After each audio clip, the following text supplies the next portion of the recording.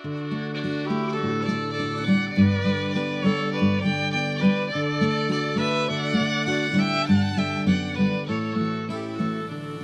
there, whippersnappers. Welcome back for some more building at Murkwater, where I think it's high time we had a word with that lazy deacon. Do excuse me a moment. Hey deacon, so you know how I've been doing all this building, and you've got really comfy in this chair.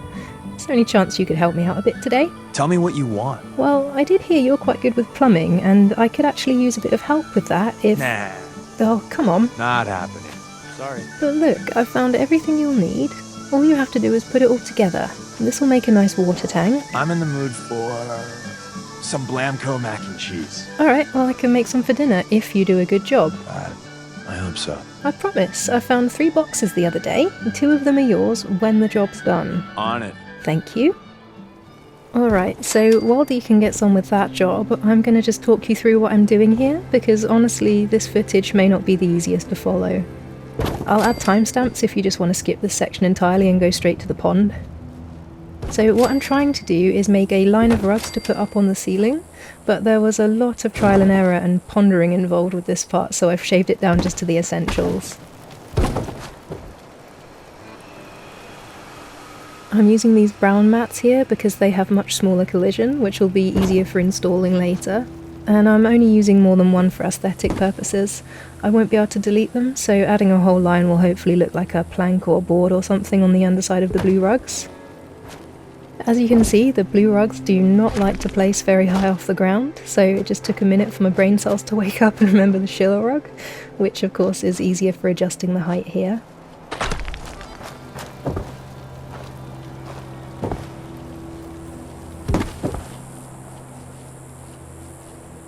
So the small one's fine with this, but the big one still isn't happy.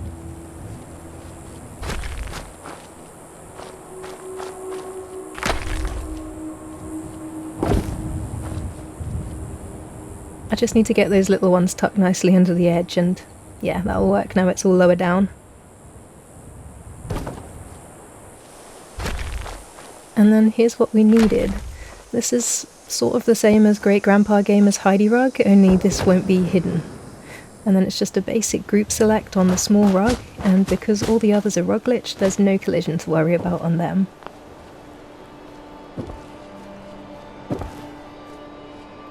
I think I had to reload 5 times to get this placement right.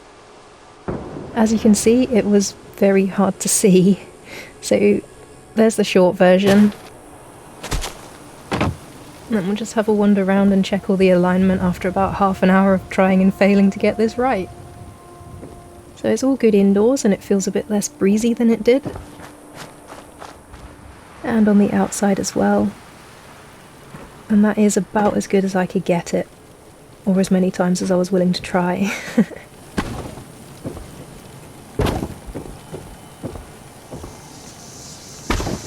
So now, while I add just a quick finishing touch here, I'm just going to make a couple of important mentions because I did do a bit of borrowing on a couple of features later on. So first up will be Giacomo8056, who had a genius idea with the lobster cages, and I've made a variation of that. And then there's Tango and Caps with a flamingo lantern, which I've just stolen entirely. Oh, and Finding Mulder beat me to it on the bathroom sink here. I actually didn't steal that, but now it kind of looks like I did. Anyway, there are links in the description to all of their videos.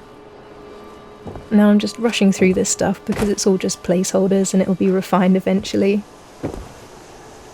So this is a proper Heidi rug, thanks Great Grandpa Gamer. Just means we can add a new floor to the bathroom very easily. And another one.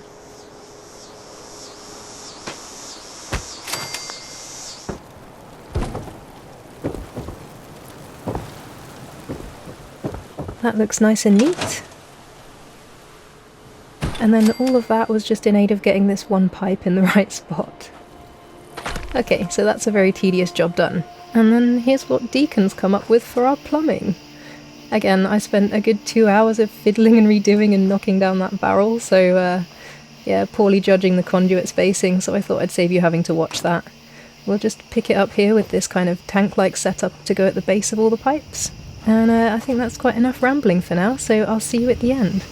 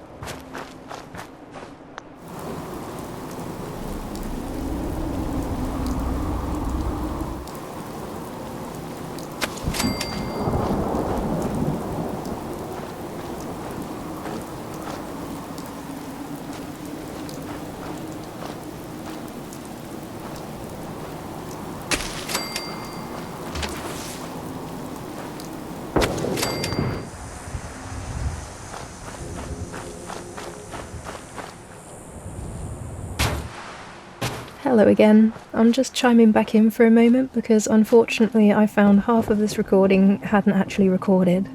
So this is the end of the normal footage, and now instead we have a deconstruction with the footage reversed to serve as a kind of reconstruction. So this is definitely a bit odd, but here's what the trellis is made of at least.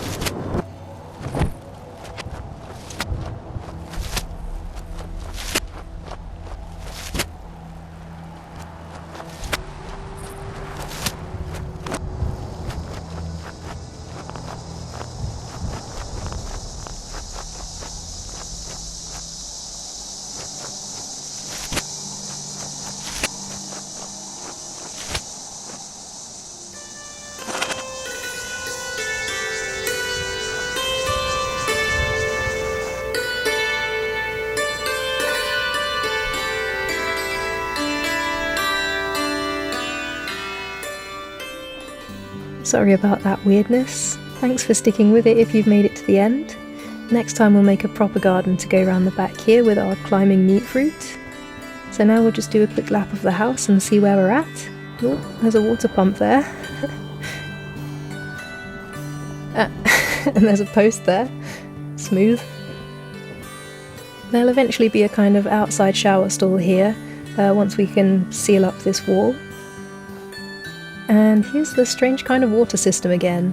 I'm not sure how convincing that really is, but an attempt was made. And then there's our nice little fishing pond. And of course we have Tango's flamingo lantern here and Giacomo's wide lobster cages. Although I don't really like fish, this is a handy offering to keep the gunners happy. Maybe if I keep them well fed, they'll leave me alone. So yeah, a bit of a strange kind of bits and pieces kind of episode this time, but thanks for watching.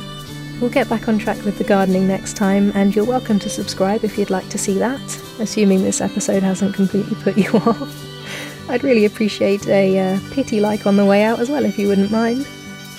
And then here's your distant sneaky peek at the garden. And that's it for today. Bye!